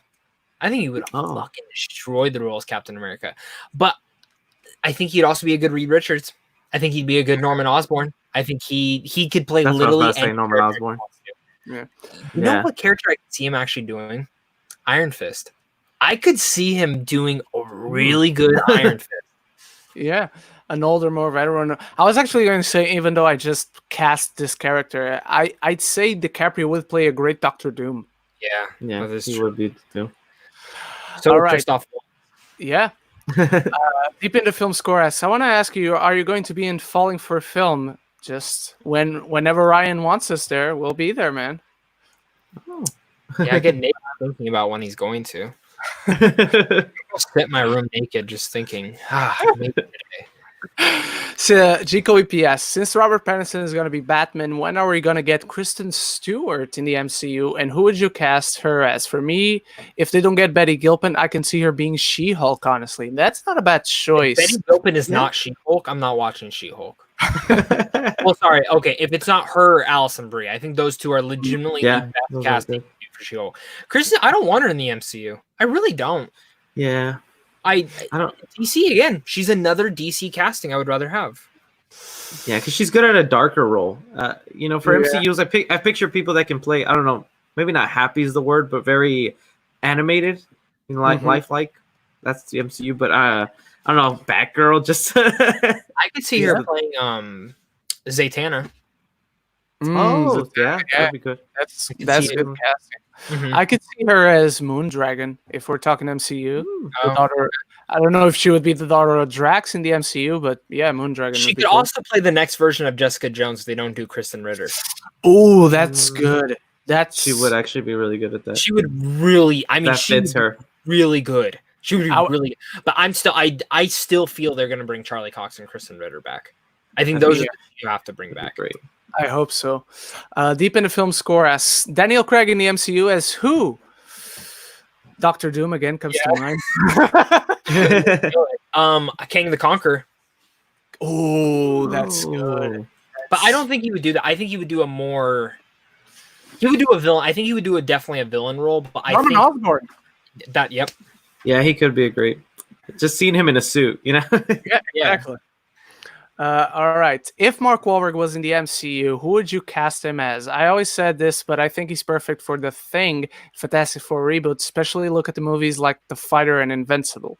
Hey guys, it's collaborating time. Let me collaborate. Do it. Hey Reed, what are you doing over there? Get over here, man. Get over here.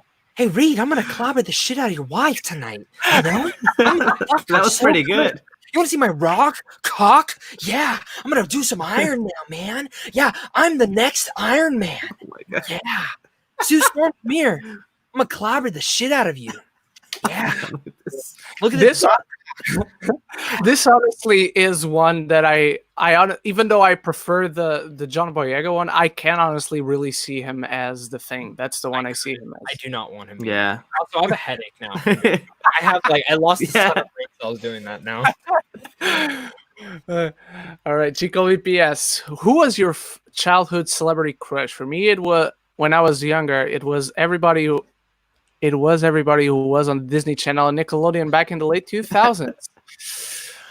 Does anyone want to go first? No, the redhead from Powerpuff Girls, not like the one who's the assistant to the mayor. Oh, okay. Oh, okay. yeah, dude. Like, probably my first one, I said, "Oh shit, who's that?" Yeah, you don't even see her face. Yeah, that's true. Nah, probably. I remember High School Musical came out. And I was just like so into Vanessa Hudgens. Same. And then her nudes came out. That was funny. That was really that was crazy. I remember I was in school and someone's like, "Oh, she's naked." I'm like, "What? In the next High School Musical?" I was so confused. I remember that. That was like such a big deal in school. I remember that. Ren? Okay, I got two. One of them is going to be super weird, and I'm going to say that one first. I have Roxanne from A Goofy Movie. People had a crush on Goofy.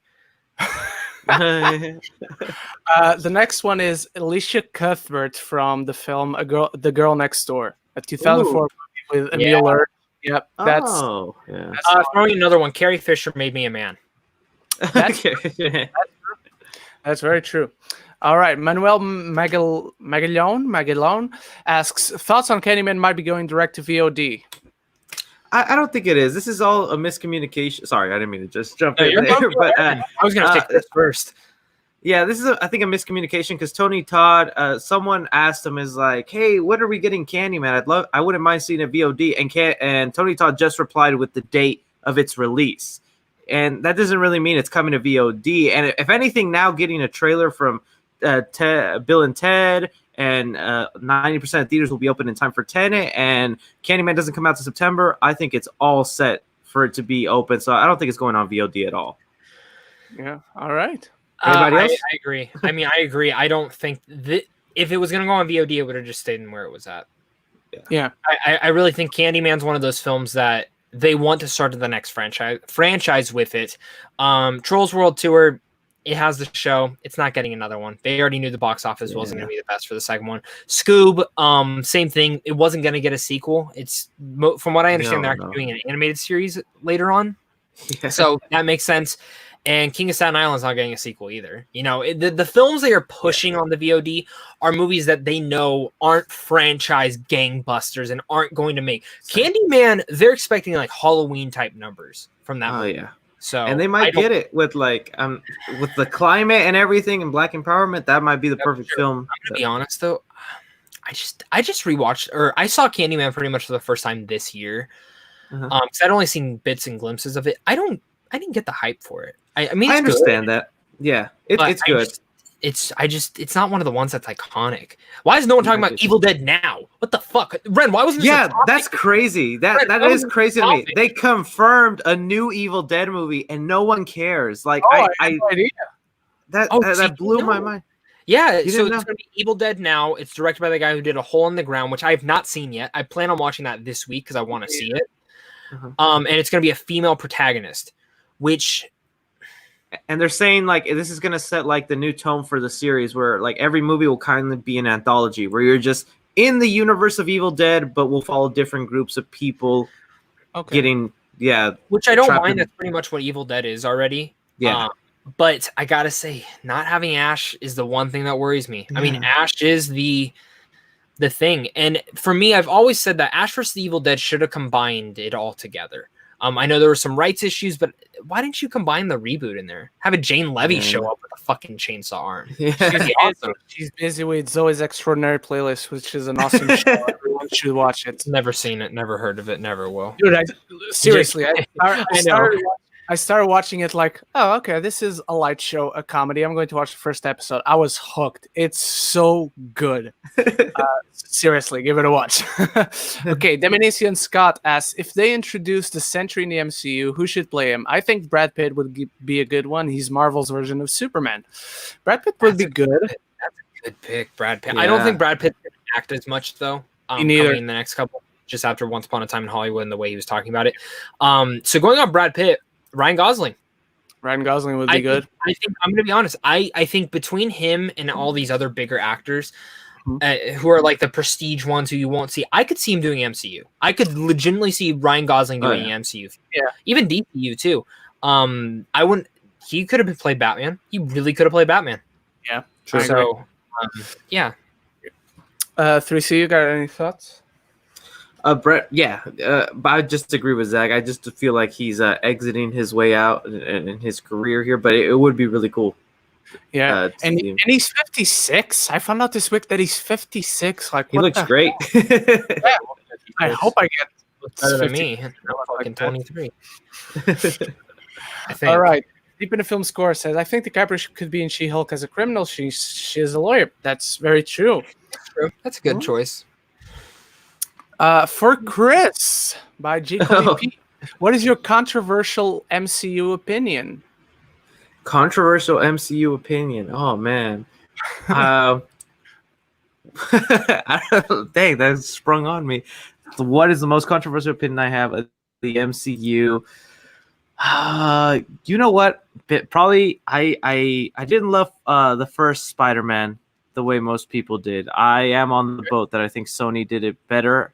But then Far From Home changed my mind, where it's like I like this take on it now. But that'd be my controversial. I was not. I remember walking out a little disappointed from Homecoming. Like, this is Spider-Man now. Oh. Really? Yeah, I don't know what I was expecting. I think it was because I was one of those people that's like, Spider-Man shouldn't have a teched out suit. He's not Iron Man Jr. He doesn't. That was kind of my mindset. But I gotten over that, especially in Far From Home, he doesn't rely on that much tech anymore and more of his wits. Which I think they took the problems with that and said, okay, we get it. Yeah. You don't want that. Yeah. That'd probably be mine. Do you guys have a controversial? We've said a couple. I think Iron Man 3 honestly might be my favorite Iron Man film. Oh, okay. I've rewatched that film so many times and I love it. Throwing in another one, I think Far From Home might be the best Spider-Man film. Oh, yeah. Besides Spider-Man. Yeah, live action wise. Yeah, I might agree with you on that. For me, the first Thor is massively underrated. I adore that film. And even though I agree that The Dark World is one of the weakest films, I still like it, but it is one of the weakest films. It probably has one of the top scores in all of the MCU. Also, Thor Ragnarok's garbage. I don't think that. I literally do A lot not of like people that say movie. that. My dad told me he tried watching. He goes, "This is fucking trash." Hey, Ren, you know how we talked about Star Wars last week with my dad? Yeah. He just finished A New Hope last night. Okay. Yeah. So it's interesting how into it he is. Like he showed me the original such a long time ago, but like he hadn't seen like he doesn't remember anything. Like the prequels he took me to, but he always fell asleep during them. So this is pretty interesting. It's like he's watching a kid eat candy. Yeah, all right. Deep in the film score, as do you like Doctor Strange? I love it. It's one of my favorite movies. Love it. All right.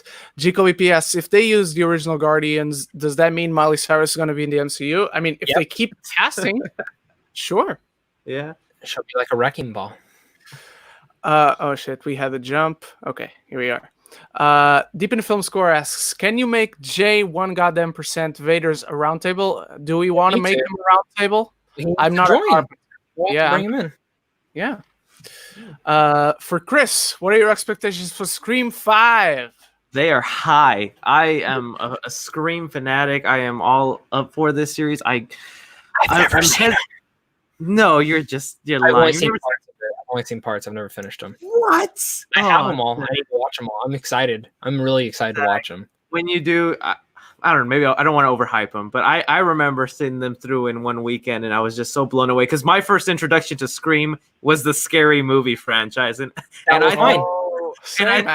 Same. And I always thought, and because of that movie, I never wanted to go to Scream because I'm like, they already made fun of them. There must be dumb movies if they're getting made fun of. So, and then I saw them, and I was like, no, they're not. But anyways, yeah, with this, like, it's people get mad when I call it a reboot, but that's technically what it's going to be. They're going to bring in the new cast members, I believe, as like supporting roles and handing off the torch.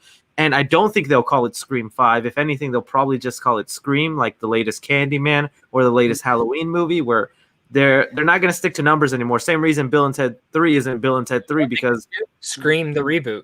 They could literally call it Scream the reboot, and it would work. That would be crazy. Yeah. I throw my hat in the ring calling it Ghostface, but then maybe you lose the name Scream and just have the tagline be, I don't know, you'll scream or something like that. But I'm really looking forward to it. I trust these directors they hired from Ready or Not. Are you guys looking forward to the new Scream movie? Zach?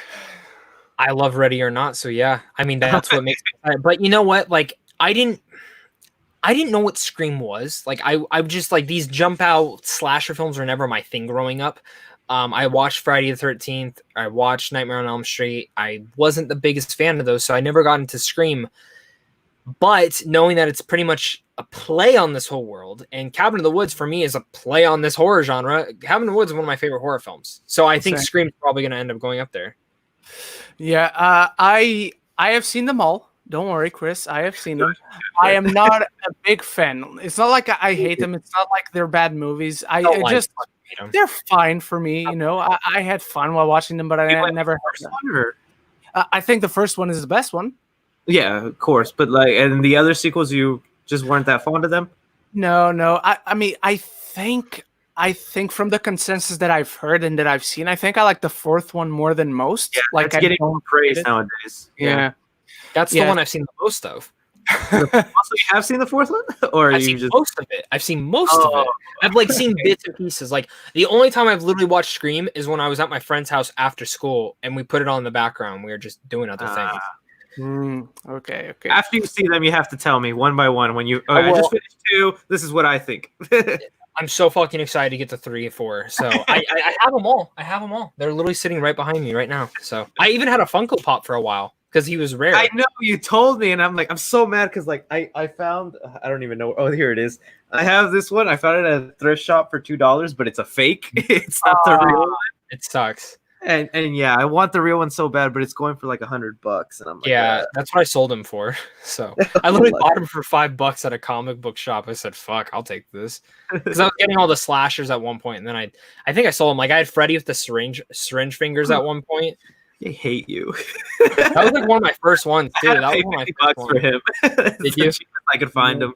Yeah. What's the okay? Real fast. What's the most expensive thing you've ever bought, like with a toy or a Funko? Like, what's the most expensive one you've ever bought? I did. Oh, go ahead, Brent. I think the most expensive one I bought is the armored Batman from Batman v Superman. I got it for $50. Oh, okay, yeah, because he was harder to find. Yeah. I'm trying to think. I think it was I shilled out $100 for the Indiana Jones car. Cool. One in the car. That's the one. I couldn't say no to it because I feel like that one will go up in value a lot more, and I just had to get it at 100. So I'm pissed. So I have the Snap, Crackle, and Pop ones, and this is a different story before I tell you guys which one I spent. But those ones at the time were going for like $200 right when they came out, and this guy offered me to trade for the really rare Indiana Jones, the one of him holding the idol, like no money down, just straight up trade, and I didn't want to take it. I'm so pissed that I didn't because Snap, Crackle, and Pop are like $30 now. I could literally have spent $30 and bought them again. For me, the two most expensive Pops I've ever bought is the Hound from Game of Thrones. Right when he died, he went for like $200, and I found a guy and I talked him down to $150, and I bought it. And I totally I should not have spent the $150 because he's like worth $30 now. It pisses me off. Man. The most I've ever spent is $180 on all the Haunted Mansion Ghost Pops. $180, but now they're each worth way more than that. So it was they are. Okay, and then the James Wan Director Pop I spent $100 on, like, which again, $100 for a toy. I know some people don't understand. I mean, honestly though, I felt icky. I felt icky afterwards. I legitimately felt icky. I felt really gross afterwards. So I get you. All right, everyone, we're gonna take 5 more questions because I want to address one that should have been a topic on today's show. So let's go through the last few ones. What are movies you thought you were gonna hate but ended up loving it? For me, that comes to mind are Popstar. Popstar is awesome. Ted is awesome. The Fault in Our Stars, I'm not a big fan of. And Edge of Tomorrow was awesome. Zach? I don't hate the Twilight movies. They're not terrible. They're not great, but I didn't hate. I thought I was gonna dislike them. Another one, Rise of the Guardians. Is that DreamWorks movie? The one with the owl? Yeah. No. The one with the Santa. And I love it. I like that movie. Venom. I expected not to like, especially when the reviews came out, but I like it. Popstar is another one. I thought Popstar was gonna be the stupidest fucking thing in the world, and I walked out thinking. I did a triple marathon that day. I literally saw Popstar, Warcraft, because my friend was working at AMC at this time, and some other film. We did they gave us 3 free tickets. Warcraft, another one. Didn't expect to like it. Loved it. Went home, bought World of Warcraft, played it for a week, and then never played it again. And then oh fuck! There's one more I'm trying to remember. Oh, Serenity. I thought that was gonna be boring. I literally thought that movie was gonna be so. Oh, Sonic the Hedgehog. I didn't expect to. Yes, you're right. Sonic. Like that movie. Even me, I was doing all the videos and stuff, but I kept saying, I'm like, this movie's still gonna suck. I think they changed the design, good for them. But then I saw it and I was like, wow, this was actually fun. And if you're talking about Child's Play, the new Child's Play, I was not excited at all for it. I love you, Zach. That's why I'll always come here. I don't love the movie. But it's really fun. It's really stupid, but it's really fun. And I think a lot of it's because Mark Hamill. Yeah. I remember tweeting right after I saw it because I don't like any of the Chucky movies, and Cris went right on my post and was like, I'm so happy you liked it. I'm like, yeah, it was really fun. Yeah, trust me, I don't love it either, and I know it has big flaws, but I like people who just say they hated it. I'm like, it's at least fun. I think it's at least like a nice little ride. What did you expect? What did you expect from it? That's what I said. Like, did you expect a masterpiece? No. Yeah. I think Edge of Tomorrow, I remember, was one I didn't think I was gonna like. I think that was because it was coming off Oblivion, and I didn't like Tom Cruise. I own that. Oblivion. I know this might be a small one, but Lady Bird. I remember watching the trailer for it and just thinking it looks so dumb, and then just loving the movie when I saw it.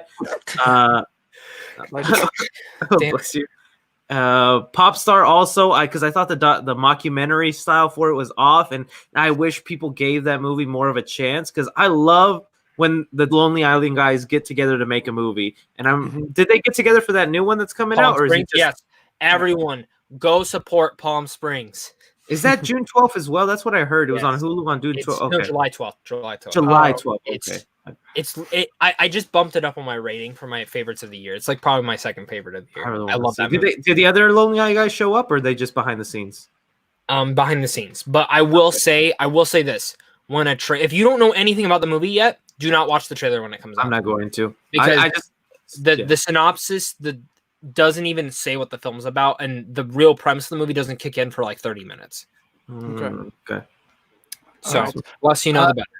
For me, there's one that comes to mind. I didn't think I was going to hate it, but I didn't think the trailer for Booksmart was all that good. I was like, okay. And then it ended up being one of my favorites of the year. And another one, and I had never been so wrong about a movie in my life, and I was so happy about it because growing up with it, I was dreading the reboot, the 2017 Power Rangers movie, the trailers. I was dreading it, and I ended up. It was good. That was very much Power Rangers. Sucks they didn't get a sequel. Yeah, I wanted Tommy, man. I want Tommy to show up. Who would you have wanted to play Tommy? I think they would have gotten an unknown. Yeah, it has to be an unknown, 100%. I couldn't see like any actor around that age that I know. I couldn't see anyone fitting the role of Tommy. All right, this is one we should have made a topic. Thoughts on DC removing half of the DC removing half their DC titles from HBO Max? Stupid. Yeah, I have HBO Max, and I'll tell you this: I barely use it. I mean, to be honest, this is my thing. There's a lot of great stuff on there, but why is it still a separate DC streaming service? They need to combine it. Combine them. You get this. Literally, it's so smart to combine. Even if you raise the price a couple dollars, I wouldn't mind that if it was an upgraded thing to add into there, like Hulu. But I understand. I understand why. A lot of it's because of licensing rights, and right now, and I think what I've read is that like by 2021, by the end of it, they will have almost all of their stuff back, except CW. I think CW is still the only thing. Is a majority of their shows still can't be on there till like 2025 or something. But for me, the service feels rushed. It really does feel like we gotta get this thing out. The shows that they came out with at start, not the best. Like they're fine. Doom Patrol Season 2 should have been first day type thing. Yeah. A Game of Thrones spinoff, first day type thing. Harry Potter show, where the fuck is one? Yeah. Cris, what are your thoughts? Yeah, it's crazy because you could understand with like a Netflix or an Amazon where they don't own any of those titles and they're obviously licensing them out. But, you know, when you have the studio there and they're the ones who own these movies that are there first day and they're already being taken away, it doesn't make sense. And yeah, after like I scrolled through HBO Max so excited, so wanting to see everything they have. And after like 10 minutes, it's just like you've been through their whole catalog and you're like, and us being film geeks, we've seen basically like 70-80% of the stuff they have on there to leaves us like, I mean, do I really want to rewatch this again right now? Or Turner classic movie stuff is why you get it, to be honest. That stuff's, I mean, it's really good. Same with Studio Ghibli. Sure. I mean, the fact that all those films are on there, awesome. This is why I haven't judged Disney Plus as hard, and I'm not going to judge HBO Max as hard either. Netflix started the same way. Very slowly. And Apple TV is the same way. Apple TV's, I think, is probably the most underrated service right now. They have a lot of good shows on there. Really? But I think they just need to, build up a bit, just get to that point and just see where it kind of goes, if that makes sense. Like, let's let these streaming services develop. Now, if Disney Plus by the end of, I'm not going to say this year because of the virus, if by the end of 2021 still does not have like every month there is something coming out on there, there's an issue. HBO Max, same thing. You got to be like Netflix literally pumps 6 or 7 new things out a week. That's crazy. Like this week, I'm dumb and I requested like 7 screeners from Netflix and I got approved for most of them, but I don't have the time to watch. Like one is for this and all of them are in subtitles. I need to be fully attentive to watch these. So Yeah. First world problems. I know. Yeah. That's true. All right. Eddie S asks, I think Bill Skarsgård would make a cool Joker. What do y'all think? That's the fan art we have on our thumbnail today. I don't like that choice. You don't like I think people are just seeing it because it's like, oh, he played a clown once, he could do it again. I don't want him playing. I want him doing different things now. Yeah. Like villains. If no one's seen the horror comedy or thriller comedy Villains, you gotta see that. Is it good? It's him and Micah Monroe and Jeffrey Donovan who fucking steals the whole show. It's a great movie. I saw it at South by Southwest. It's very, very independent.